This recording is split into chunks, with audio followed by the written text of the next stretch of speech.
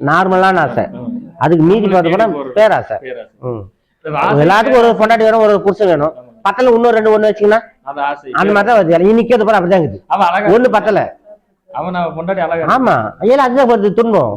அதே மாதிரிதான் எல்லாமே. இப்ப ஒரு குரு விட்டு 10 குரு, 10 குரு போய் அவன் என்ன ஒண்ணு அனுபவிக்கிறது இல்ல. எல்லாம் கட்சி ஒண்ணுதான். அதாவது நல்லா யோசிச்சு பாருங்க. 1000 யோகம் கிட்டும். எல்லாம் மூச்சு பயிற்சி. ஆமா, எல்லாமே மூச்சு பயிற்சி தான். அவனுக்கு அது மாதிரி சொல்லித்தரோம். அப்புறம் என்ன ஆகுது? மூச்சு எல்லாத்துக்கும் ஒரு மூச்சு தரங்க. 10 மூச்சுக்குதா? 10 விதமா இருக்குதா?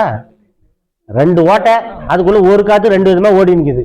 அது இப்படி பண்ண அப்படின்னு சொல்லி கொடுறாங்க. அவ்வளவுதான். வேற என்ன பண்றாங்க?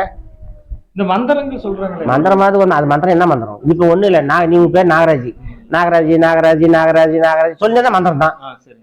மந்திரம் அது என்ன? அந்த மனசு ஒண்ணு எந்திரமா ஆவறதுக்கு சொன்னது. நீ ஒரே போல் எது வேணா வச்சுக்க. ஒன்னே ஒரு முறை, 100 முறை, 1000 முறை, லட்சம் சொன்னா அதான் மந்திரம். வால்மீகி என்ன சொன்னாங்க?